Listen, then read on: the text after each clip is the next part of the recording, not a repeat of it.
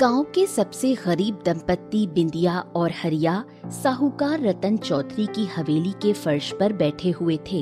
रतन चौधरी कुर्सी पर टांग रखकर आराम से बैठा था। हरिया हाथ जोड़कर बोला, साहूकार जी, मैं और मेरी पत्नी 3 दिन से भूखे हैं। हमें गांव में कोई भी काम नहीं दे रहा। हमें कुछ तो दे दीजिए ताकि हम दोनों अपने पेट की आग को शांत कर सके। ये सुनकर साहूकार रतन हंस पड़ा और बोला, अरे भैया, किस मुंह से कर्ज मांग रहा है हरिया? कभी सोचा है कर्ज लेकर चुकाएगा कैसे? हम आपकी एक एक पाई चुका कर देंगे साहूकार। हम दूसरे गांव में जाएंगे और वहाँ खेत में काम करेंगे। ओहो, क्या भरोसा तुम दोनों कर्ज लेकर गांव छोड़कर भाग गए तो? हाँ, ऐसा मत कहिए साहूकार जी। हमारी इसी गांव में झोपड़ी है, वही हमारा घर है और हम अपने घर को छोड़कर नहीं जा सकते। नहीं नहीं, कहीं नहीं जाएंगे। ये सुनकर साहूकार क्रोधित हो गया। बोल तो ऐसे रहे हो जैसे तेरी इस गांव में झोपड़ी नहीं हवेली खड़ी है। और सुन, तुझे और तेरी पत्नी को कर्ज मांगने का कोई अधिकार नहीं है। हाँ, भीख मांग सकते हो। इतना कहकर साहूकार ने एक सिक्का निकाला और उनके मुंह पर फेंक दिया। फिर हंसते हुए बोला, ये ले। ए भैया, भीख में एक ही सिक्का मिलता है, उठाओ और दफा हो जाओ। इतना कहकर साहूकार वहाँ से चला गया। हरिया और बिंदिया की आंखों से आंसू बहने लगे।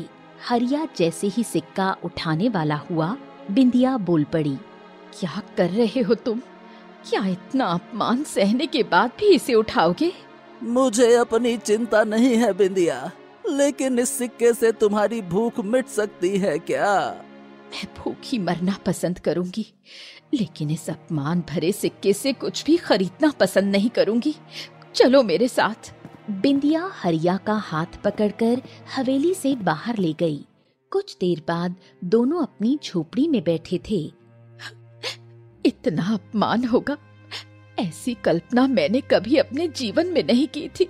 बिंदिया की बात सुनकर हरिया रोने लगा। नहीं नहीं नहीं, ऐसा ना कहो। इसमें तुम्हारी कोई गलती नहीं है बिंदिया, सारी गलती मेरी है। आखिर मुझसे विवाह करके तुम्हें मिला ही क्या? गरीबी, भूखमरी। मन छोटा मत करो, हमारा समय एक दिन जरूर बदलेगा। गांव वाले हमें काम नहीं देंगे, साहूकार हमें कर्ज नहीं देगा, तो कोई बात नहीं, हम फिर भी हिम्मत नहीं हारेंगे। चलो जंगल चलते हैं, वहाँ कुछ जंगली फल खाकर ही अपने पेट की आग बुझा लेंगे। हरिया अपनी पत्नी के साथ जंगल की ओर चल पड़ा। जंगल में काफी दूर जाने के बाद हरिया को एक वृक्ष नजर आया जिसमें ताजे फल लटक रहे थे। ए बिंदिया, देखो, इस वृक्ष में ताजे फल हैं, इन्हें तोड़ लेता हूँ। हरिया तुरंत फलों को तोड़ने लगा। देखो देखो, सामने तालाब है, वहाँ बैठकर फल खाते हैं और तालाब का ठंडा पानी पीते हैं। चलो चलो चलो। हरिया फल लेकर अपनी पत्नी के साथ तालाब के पास चला गया।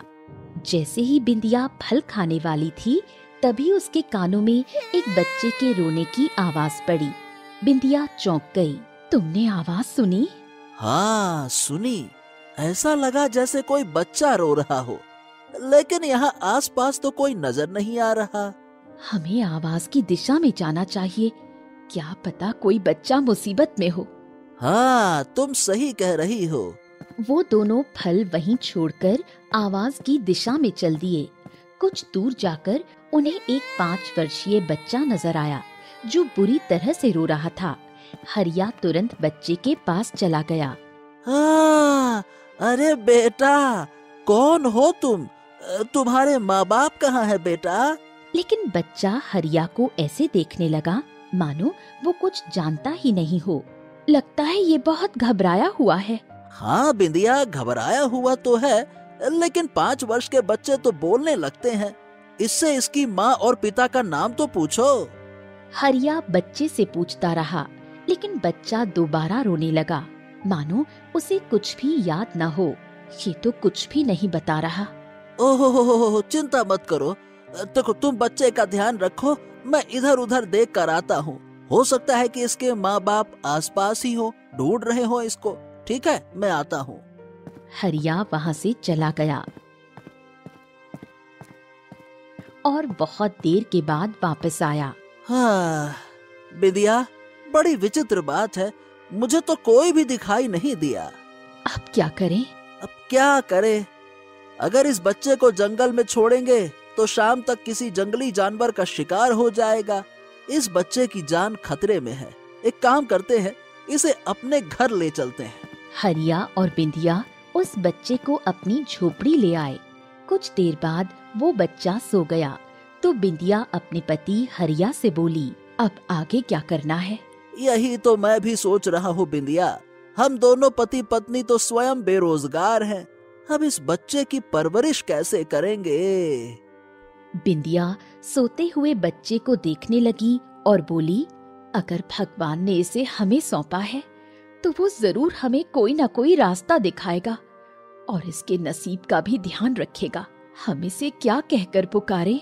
हरिया गहरी सोच में डूब गया और बोला, मैं हमेशा सोचता था बिंदिया कि अगर मेरा पुत्र होता तो उसका नाम अर्जुन रखता। हाँ, अगर हम इसे अर्जुन कहकर पुकारेंगे तो कैसा रहेगा? क्या कहती हो? आपने तो मेरे मुंह की बात छीन ली। आज से इसे अर्जुन कहकर ही बुलाएंगे। हरिया और बिंदिया पूरी रात जागते रहे। सुबह बिंदिया ने हरिया से कहा, पहले हम 2 थे, अब 3 हो गए हैं। अब हमारे ऊपर जिम्मेदारी बढ़ गई है। हमें हार नहीं माननी चाहिए। मुखिया जी के पास चलते हैं, उनके खेत में उनसे काम मांगते हैं। अरे, पिछली बार तो मुखिया ने धक्के देकर निकाल दिया था और हम दोनों को अपने खेत में काम देने से साफ इनकार कर दिया था। याद है कि नहीं? कोशिश कर लेने में क्या जाता है। हरिया अपनी पत्नी और अर्जुन को लेकर घर से बाहर निकल गया। वो कुछ दूर चले ही थे कि अचानक रास्ते में उन्हें साहूकार मिल गया। साहूकार हरिया और बिंदिया के साथ उस बच्चे को देखकर चौंक गया। अरे भैया, ये किसका बच्चा है? हरिया ने सारी घटना साहूकार रतन चौधरी को बताई और बोला, मालिक, ये हमको जंगल में मिला तो हम इसको घर ले आए। अगर हम इसे नहीं लाते तो इसे जंगली जानवर खा जाते। ये सुनकर साहूकार फिर से हरिया का मजाक उड़ाते हुए बोला, अच्छा, तो ये बात है। मुझे तो लगा कि तुम दोनों ने बच्चा चुराने का कोई नया धंधा शुरू कर दिया है। वैसे एक बात कहूँ, तुम दोनों को इसे जंगल में ही छोड़ देना चाहिए था। घर काहे ले आए भैया? ये सुनकर बिंदिया चौंक गई। ऐसा क्यों बोल रहे हो तुम? वो इसलिए कि तुम दोनों के खुद के खाने के तो लाले पड़े हैं। इस बच्चे को क्या खिलाओगे? तुम दोनों बड़े होकर इसे भिखारी बनाओगे और जब इसे इसके अतीत के बारे में पता चलेगा तब ये तुमसे यही कहेगा। इससे अच्छा होता कि मैं जंगली जानवर का शिकार बन जाता, क्योंकि तुम दोनों के होते हुए ये हमेशा अनाथ ही कहलाएगा, समझे? तभी वहाँ गांव का मुखिया भी आ गया। साहूकार ने मुखिया को हंसते हुए सारी घटना बताई। मुखिया भी उनका मजाक उड़ाते हुए बोला, साहूकार बिल्कुल सही कह रहा है हरिया, इसे जंगल में ही छोड़ दो। क्यों इसके जीवन को तबाह कर रहे हो भाई? इतना कहकर मुखिया और साहूकार वहाँ से चले गए। बिंदिया क्रोधित होकर बोली, घर चलो। कुछ देर बाद हरिया बिंदिया और अर्जुन को लेकर अपनी झोपड़ी में आ गए। बिंदिया गुस्से से बोली, सोचा था कि मुखिया से काम मांगूंगी, लेकिन मैंने देख लिया कि इस गांव में किसी के अंदर इंसानियत नाम की कोई चीज ही नहीं बची। अरे वो सब तो ठीक है, लेकिन अब क्या करें बिंदिया? करना क्या है, वो सामने कुल्हाड़ी टंगी हुई है, उसे उठाओ और जंगल जाओ। जंगल में लकड़ियाँ काटो और दूसरे गांव में बेच कर आओ। हरिया ने तुरंत कुल्हाड़ी उठाई और जंगल की ओर निकल पड़ा। उसने लकड़ियाँ काटी और दूसरे गांव चला गया। शाम तक उसकी लकड़ियां इतने दाम में बिक गईं कि वो चावल, आटा और सब्जी खरीद सका। हाँ, चलो कम से कम इतनी आमदनी हुई कि हम तीनों का पेट भर सके। हरिया ने तुरंत उन पैसों से आटा, चावल और सब्जी खरीदी और अपने गांव लौट आया। घर पर हरिया के हाथ में आटा, दाल और सब्जी देखकर बिंदिया खुश हो गई। लगता है तुम्हारी लकड़ियां दूसरे गांव में सही दामों पर बिक गई। हाँ, सब कुछ अर्जुन की किस्मत से हुआ है। सोचो बिंदिया, अगर अर्जुन हमें नहीं मिलता तो तुम मुझे कभी भी कुल्हाड़ी नहीं थमाती और मैं कभी भी जंगल में लकड़ियां काटने की सोच भी नहीं पाता है। चलो अच्छा है, इस बच्चे के नसीब से हम दोनों को भोजन तो मिल रहा है। समय इसी तरह बीतने लगा और देखते ही देखते 10 वर्ष बीत गए, लेकिन शायद किस्मत को कुछ और ही मंजूर था। एक दिन हरिया और बिंदिया दोनों बुरी तरह बीमार पड़ गए। अर्जुन, जो अब 15 वर्ष का हो चुका था, उनकी ओर देखकर बोला, आप दोनों बिल्कुल चिंता मत कीजिए, मैं वैद्य जी को बुलाने गया था, कुछ ही देर में आते होंगे। आप दोनों बिल्कुल स्वस्थ हो जाएंगे। हाँ। कुछ देर में गांव का वैद्य आया और हरिया और बिंदिया की जांच पड़ताल कर अर्जुन से बोला, हाँ, क्षमा करना अर्जुन, तुम्हारे माता और पिता को जो गंभीर बीमारी है वो शरीर में घर कर चुकी है। अब इनका कोई इलाज नहीं है। अब ये नहीं बच पाएंगे, क्षमा करना। इतना कहकर वैद्य वहाँ से चला गया। कुछ ही दिन बाद हरिया और बिंदिया इस संसार को छोड़कर चले गए। अर्जुन अकेला रह गया और अपनी झोपड़ी के बाहर बैठकर अपने माता पिता की ओर देखकर फूट फूट कर रोने लगा। उसी वक्त साहूकार रतन सिंह अपनी पुत्री चंद्रलेखा को लेकर वहाँ से गुजर रहा था। अर्जुन को रोते देखकर वो उसके पास आ गया। अरे क्या हो गया, क्यों रो रहा है? अरे क्या तुम्हें पता नहीं कि मेरे माता और पिता की अचानक से बीमारी की वजह से मृत्यु हो गई। मैं अनाथ हो गया, अनाथ। ये सुनकर साहूकार हंस पड़ा। अरे क्या रे मूर्ख, तू तो पहले से ही अनाथ था। क्या तुझे तेरे माता पिता ने नहीं बताया कि तू उनकी संतान नहीं था, बल्कि वो तो तुझे जंगल से उठा कर लाए थे जब तू 5 बरस का था। ये सुनकर अर्जुन चौंक गया। ये क्या बोल रहे हो? ये झूठ है। तभी वहाँ मुखिया आ गया। साहूकार ने मुखिया की ओर देखकर कहा, आओ मुखिया, आओ आओ आओ, ये बताओ क्या ये पहले से अनाथ नहीं था? देखो अर्जुन, साहूकार बिल्कुल सही कह रहा है। इसीलिए उन लोगों के लिए आंसू क्यों बहा रहा है जो तेरे कभी थे ही नहीं। तू कल भी अनाथ था, तू आज भी अनाथ है। हाँ। ये सुनकर अर्जुन की आंखों में उदासी आ गई, लेकिन तभी चंद्रलेखा, जो अर्जुन की ही उम्र की थी, गुस्से से अपने पिता से बोली, पिताजी बस कीजिए, आपको ऐसा कहते हुए शर्म नहीं आती? साहूकार गुस्से से बोला, अरे बकवास बंद कर अपनी। मुखिया ने अर्जुन की ओर देखकर कहा, न जाने तू किसकी संतान है अर्जुन। शायद जब तू पैदा हुआ होगा तो तेरे सगे माँ बाप को भी तू ही खा गया होगा। अरे हरिया और बिंदिया ने सोचा होगा कि तू जवान होकर उनका सहारा बनेगा, लेकिन तेरी मनहूसियत ने उनको भी खा लिया। तू एक मनहूस अनाथ है, मनहूस है, मनहूस। और तेरा इस गांव में कभी कोई दोस्त नहीं बनेगा, और अगर किसी से तूने दोस्ती करने की कोशिश भी की तो याद रखना, मुझसे बुरा कोई ना होगा। 100% की सही बात। इस गांव में नहीं रहना चाहिए अर्जुन जैसा अनाथ। सही कहे मुखिया जी। चलो चलो चलो चलो अब। कुछ देर बाद वो सब वहाँ से चले गए। उस दिन के बाद अर्जुन बिल्कुल अकेला रह गया। गांव में कोई भी उससे दोस्ती नहीं करता। हर कोई उसे अनाथ और मनहूस अनाथ कहकर बुलाने लगा। समय बीतता रहा और देखते ही देखते 5 वर्ष और गुजर गए। अर्जुन अब 20 वर्ष का एक युवा बन चुका था। गांव में अगर कोई उससे बात करने की हिम्मत करता तो वो केवल ठाकुर रतन सिंह की पुत्री चंद्रलेखा थी, जो मन ही मन अर्जुन को पसंद करती थी। एक दिन अर्जुन कुल्हाड़ी लेकर जंगल की ओर जा रहा था। तभी रास्ते में उसे चंद्रलेखा मिल गई। अर्जुन, मैं जानती हूँ कि ऐसा कोई दिन नहीं आता जब मेरे पिता तुम्हें अपमानित करने का कोई मौका छोड़ते हो। अर्जुन गंभीरता से बोला। सुनो चंद्रलेखा, तुम मुझसे बात मत किया करो। तुम्हारे पिता और मुखिया की वजह से गांव में किसी ने भी बचपन से लेकर आज तक मुझसे दोस्ती नहीं की। सब मुझसे दूर रहते हैं। तो फिर तुम मुझसे क्यों बात करती हो? क्या तुम्हें मुझसे डर नहीं लगता?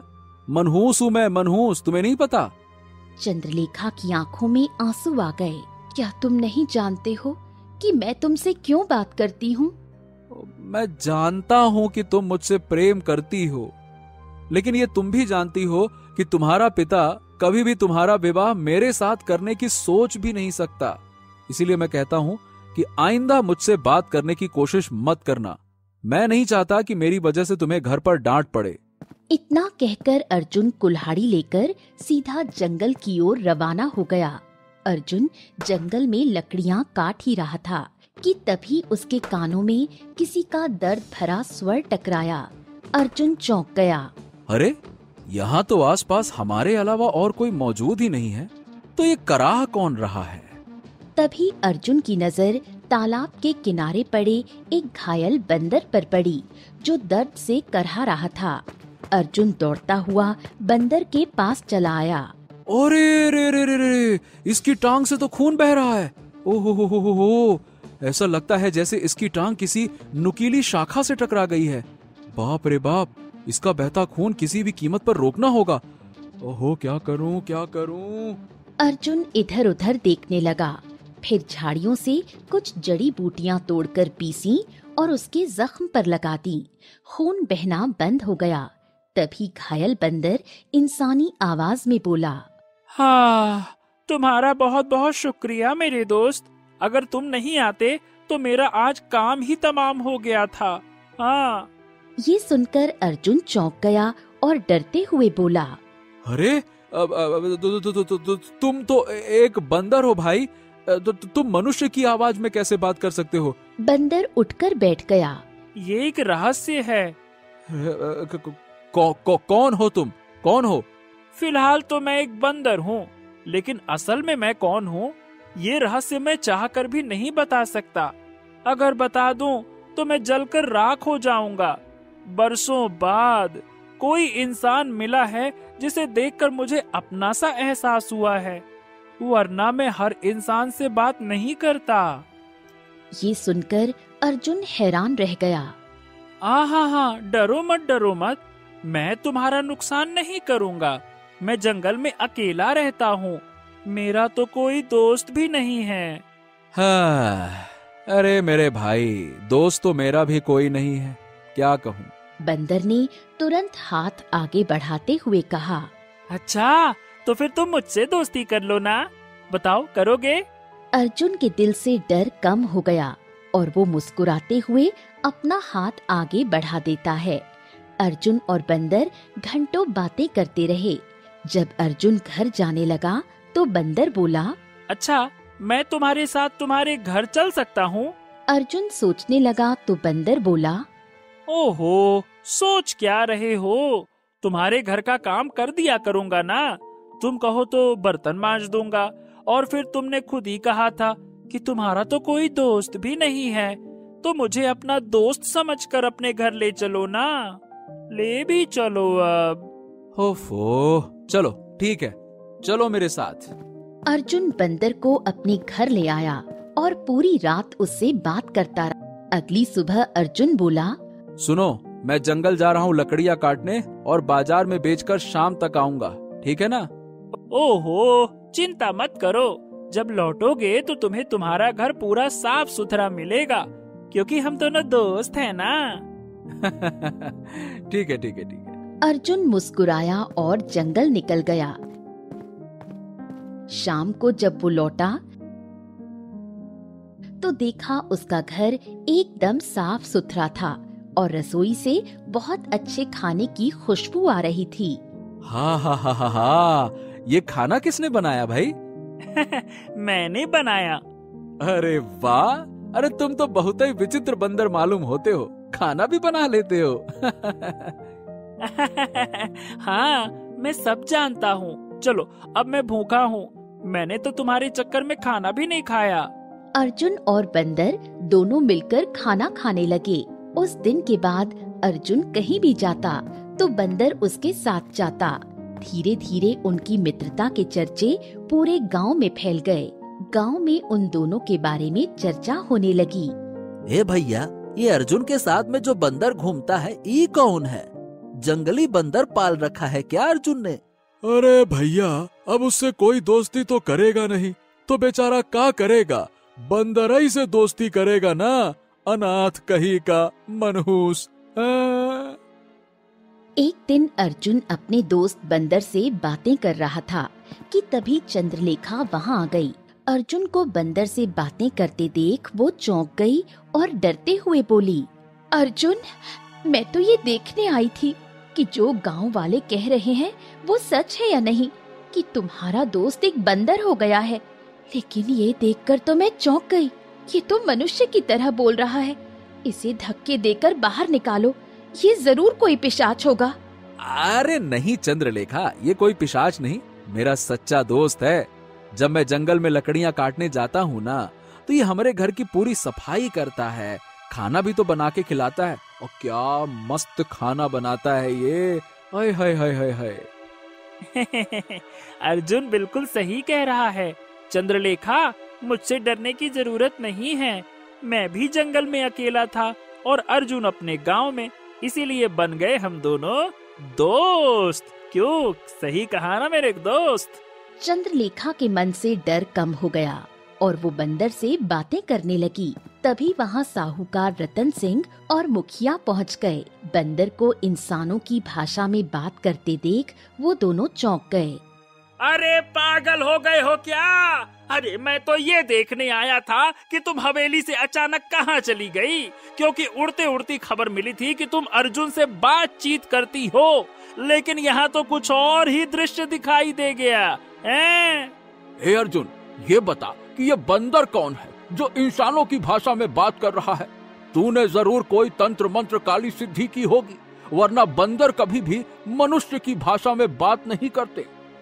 और नहीं तो क्या, तुम बिल्कुल सही कह रहे हो मुखिया। इसने जरूर इन सब गांव वालों से बदला लेने के लिए ये सब किया है। आखिर है तो अनाथ। क्यों रे? इस बंदर को चुपचाप हमारे हवाले कर दो, ये बंदर पूरे गांव के लिए खतरा है। ये सुनकर अर्जुन पूरी तरह से क्रोधित हो गया।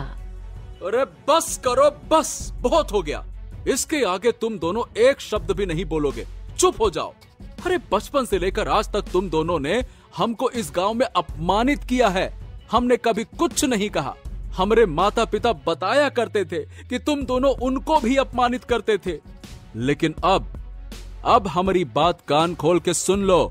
हम तुम्हें अपने दोस्त को नुकसान नहीं पहुंचाने दूंगा। ये बंदर से ज्यादा हमारा मित्र है। मुखिया जैसे ही बंदर की ओर बढ़ा, अर्जुन ने उसे जोर से धक्का दे दिया। मुखिया जी, हमने तुमसे जो कहा वो धमकी नहीं बल्कि चेतावनी थी, चेतावनी। अगर हमारे दोस्त को नुकसान पहुंचाने की कोशिश जरा सी भी की ना, तो हमसे बुरा कोई ना होगा इस पूरे गांव में। साहूकार रतन सिंह मुखिया से बोला। अरे अरे छोड़ो मुखिया, छोड़ो। अब इसके भी पर निकल आए हैं, इसके पर काट दूंगा मैं। लेकिन पहले चंद्रलेखा को घर छोड़ के आता हूँ। मुखिया और साहूकार चंद्रलेखा को लेकर अर्जुन के घर से बाहर निकल गए। बंदर डर गया और अर्जुन से बोला, तुम्हारे गांव के मुखिया और साहूकार मेरी सच्चाई सारे गांव को बता देंगे कि मैं बोल सकता हूँ। कहीं मेरी वजह से तुम्हें कोई नुकसान न पहुँचा दे। मैं चला जाता हूँ मित्र। अर्जुन ने तुरंत बंदर का हाथ पकड़ लिया। नहीं मेरे दोस्त, तुम कहीं नहीं जाओगे।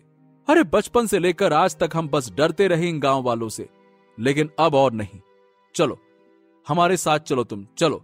अरे कहाँ? गांव के बाहर चलो और हम सबके सामने ऐलान करूंगा कि तुम हमारे सच्चे मित्र हो। तुमने हमको अपना समझा और जब बाकी सब ने मुझे अनाथ कह के हमारा मजाक उड़ाया, सब ने हमको मनहूस कहा, तुमने हमको मित्र कहा। हम सबको बताएंगे, चलो। इतना कहकर अर्जुन बंदर को लेकर बाहर निकल आया। कुछ ही देर में साहूकार और मुखिया लाठी लेकर वहां आ पहुंचे। साहूकार बोला, अरे ओ अर्जुन, हम तुझको आखिरी मौका दे रहे हैं, चुपचाप चला जा यहाँ से, नहीं तो तू भी अपने इस बंदर दोस्त के साथ जमीन में गाड़ दिया जाएगा। ये बंदर गांव के लिए खतरा है। अर्जुन कुछ कहने ही वाला था कि तभी सबके कानों में घोड़े की टापों की आवाज टकराई। मुखिया घबराए अंदाज में बोला, अरे ये तो घोड़ों की आवाज है। मैंने ये आवाज कहीं सुनी है। हाँ, अरे ये तो डाकू लखन सिंह के घोड़ों की टाप की आवाज है। हाँ, डाकू लखन सिंह आ गया। तभी दो डाकू घोड़ों पर सवार होकर वहां आ पहुंचे। मुखिया ने साहूकार से कहा, अरे ये तो डाकू लखन सिंह है। ए साहूकार, उसके साथ उसका साथी भी है। डाकू लाखन सिंह तुरंत तलवार लेकर घोड़े से उतरा और साहूकार की गर्दन पर तलवार रख दी।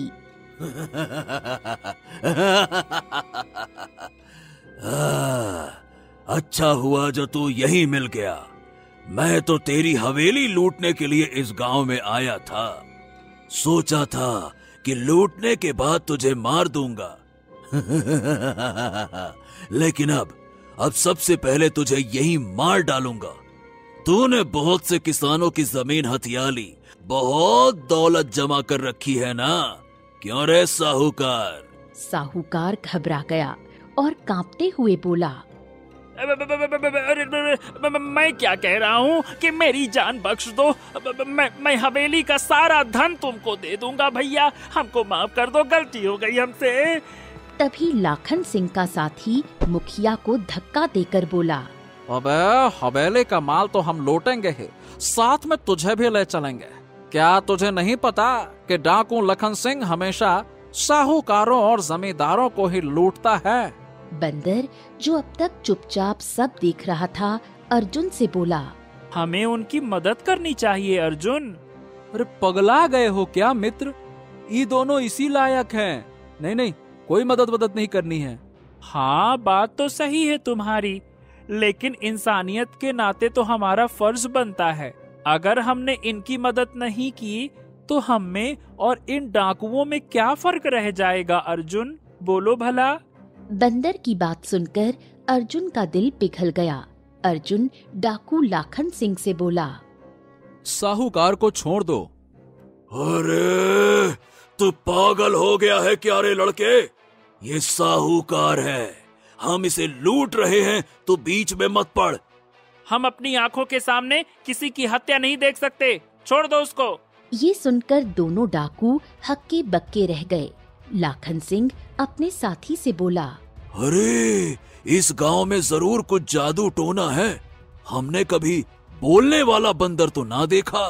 तो फिर तुम देर मत करो, मैं मुखिया को निपटाता हूँ, तुम साहूकार को खत्म कर दो, इसके बाद हवेली चलते हैं, जल्दी करो। जैसे ही लाखन सिंह ने साहूकार पर तलवार का वार किया, बंदर उछलकर बीच में आया। उसने साहूकार को धक्का देकर बचा लिया और वार अपने ऊपर ले लिया। बंदर चीखते हुए जमीन पर गिर पड़ा। उधर अर्जुन ने लाखन सिंह के साथी को जोरदार धक्का दिया, वो भी जमीन से टकराकर गिर पड़ा। अरे भागो, हम इस लड़के से नहीं लड़ सकते, अरे इसमें बहुत फुर्ती है, भागो। हाँ तू सही कह रहा है, इस बंदर ने तो मूर्खता की हद पार कर दी। अरे साहूकार को बचा लिया इसने। सोचो, अरे भागो, चलो भागो। दोनों डाकू घोड़ों पर सवार होकर भाग गए। बंदर जमीन पर पड़ा करहाने लगा, उसके शरीर से खून बहने लगा। ये देखकर मुखिया और साहूकार की आंखों में आंसू आ गए। उन्हें अपने किए पर अफसोस होने लगा। अरे हमने तुमको कितना गलत समझा। हाँ, हमने तुमको गलत समझा, हमको माफ कर देना। हम तो तुम्हारी हत्या करने के इरादे से आए थे, पर तुमने हमारी जान बचाई।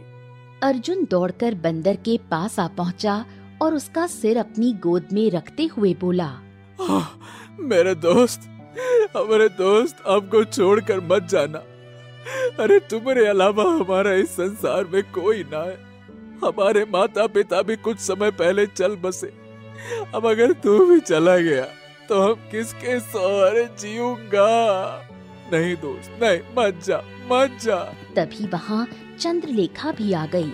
उसकी आंखों से भी आंसू बहने लगे। हमने अपनी मित्रता साबित कर दी मेरे दोस्त। ऐसे ऐसे आंसू मत बहाओ। इंसानियत को जिंदा रखने के लिए ही तो मैंने साहूकार के ऊपर लगने वाला वार अपने शरीर पर ले लिया। मुझे अफसोस नहीं है। इतना कहकर बंदर ने अपनी आंखें बंद कर लीं। अर्जुन घबरा गया और उसे झकझोरने लगा, लेकिन अगले ही पल वो बंदर रंग बिरंगी किरणों से एक राजा में परिवर्तित हो गया। ये दृश्य देखकर अर्जुन, साहूकार, मुखिया और चंद्रलेखा की आंखें आश्चर्य से फैल गईं। अरे ये तो राजा विक्रम हैं, जो वर्षों पहले लापता हो गए थे और उनके लापता होने के बाद ही रानी रुक्मणी शासन चला रही हैं। तभी रंग बिरंगी किरणों से एक साधु प्रकट हुआ। तुम अंततः शाप मुक्त हो गए राजन। हाँ, ये सब कुछ अर्जुन की वजह से हुआ है। जानते हो ये कौन है? हाँ, ये मेरा मित्र है। बंदर के रूप में मैंने इसकी तरफ मित्रता का हाथ बढ़ाया और इसने स्वीकार कर लिया। ये तुम्हारा मित्र तो है ही, लेकिन साथ ही तुम्हारा पुत्र भी है, राजकुमार आदित्य। ये सुनकर राजा विक्रम और अर्जुन दोनों चौंक गए। साधु महाराज, ये आप क्या कह रहे हैं? मैं तुम्हें सब कुछ बताता हूँ। राजा विक्रम अपनी पत्नी रुक्मणी और 5 वर्षीय राजकुमार आदित्य के साथ जंगल में खड़े थे। तुम यहीं ठहरो, मैं आदित्य को लेकर थोड़ा टहल कर आता हूँ। मैं इसे शिकार करना सिखाऊंगा। चलो बेटे। राजा विक्रम आदित्य को गोद में उठाकर कुछ दूर ले गए। तभी झाड़ियों में किसी सरसराहट की आवाज आई। हो, लगता है झाड़ियों में कोई जानवर छिपा है। आदित्य, अब तुझे तीर चलाना सिखाता हूँ। देखो बेटा। राजा ने धनुष निकाला और झाड़ियों पर तीर छोड़ दिया। अगले ही पल जंगल में मानव की चीख गूंज उठी। राजा विक्रम घबरा गया और दौड़कर झाड़ियों की ओर चला गया। वहां उसने देखा कि एक व्यक्ति उनके तीर से घायल होकर मृत पड़ा था और पास में उसका बच्चा फूट फूट कर रो रहा था। तभी वहां एक साधु प्रकट हुआ और गुस्से में बोला, ये तूने क्या कर दिया? तूने एक निर्दोष मनुष्य की हत्या कर दी। ये साधु महाराज, ये मुझसे भूलवश हो गया। मुझे लगा था कि ये कोई जानवर है। क्या तूने यहाँ पे आकर देखा था? तूने इस बालक को अनाथ कर दिया। ये बालक जीवन भर तड़पेगा। तेरी प्रजा तेरी संतानें हैं। अगर तुझ में इंसानियत नहीं तो तुझ में और जानवर में कोई अंतर नहीं। मैं एक राजा हूँ और राजा से गलती हो जाती है महाराज। तू तो गया, अब तू राजा नहीं, एक बंदर बनेगा। साधु के इतना कहते ही राजा विक्रम बंदर में परिवर्तित हो गया। मुझे माफ कर दो साधु महाराज, मुझसे बहुत बड़ी भूल हो गई। मैं अपना श्राप वापस नहीं ले सकता, पर तेरे प्रायश्चित का उपाय बताता हूँ। तेरा पुत्र, ये राजकुमार आदित्य, जवानी तक एक अनाथ की तरह जिएगा। उसे कुछ भी याद नहीं रहेगा कि वो किसका पुत्र है। वो गरीबों के बीच में पलेगा और जब तक तू बंदर के रूप में किसी मनुष्य से सच्ची मित्रता नहीं करेगा और जब तक तू अपनी जान किसी और की रक्षा में नहीं देगा, तब तक तू बंदर ही रहेगा। अगले ही पल आदित्य रंग बिरंगी किरणों में गायब हो गया। राजा विक्रम ने चीख कर पूछा, अरे अरे मेरा पुत्र कहाँ गया? वो तुझे तभी मिलेगा जब तू श्राप मुक्त होगा।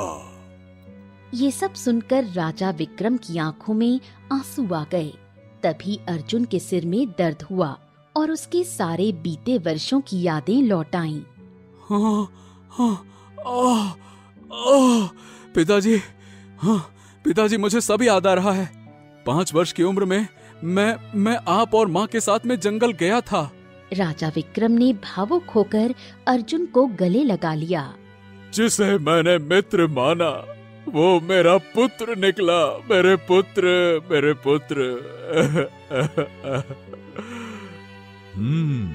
अब तुम्हारी सजा समाप्त होती है राजा विक्रम। जाओ अपने पुत्र को ले जाओ। साधु ने अर्जुन और गांव की ओर देखकर कहा, तुम लोगों ने जो कुछ भी इस बालक के साथ किया वो श्रापवश था। अब ये सब कुछ समाप्त हो चुका है। इतना कहकर साधु रंग बिरंगी किरणों में लुप्त हो गए। अर्जुन, मेरे बेटे अर्जुन, हमको क्षमा कर दे। हमने तुझे मनहूस, अनाथ और न जाने क्या क्या कहा, जबकि तू तो राजकुमार निकला। मेरे बेटे क्षमा कर देना, क्षमा कर देना। कुछ ही दिनों में राजा विक्रम अपने पुत्र आदित्य को लेकर महल चला आया। वहाँ रानी रुक्मिणी ने अपने पुत्र को देखकर रोते हुए उसे गले से लगा लिया। सारा राज्य आनंदित हो गया। कुछ ही समय बाद राजकुमार आदित्य ने साहूकार की पुत्री चंद्रलेखा से विवाह कर लिया। दोनों साथ में शासन की बागडोर संभालकर प्रजा की सेवा करने लगे। तो दोस्तों, कहानी कैसी लगी कमेंट बॉक्स में जरूर बताइए। चैनल को जरूर सब्सक्राइब कीजिए।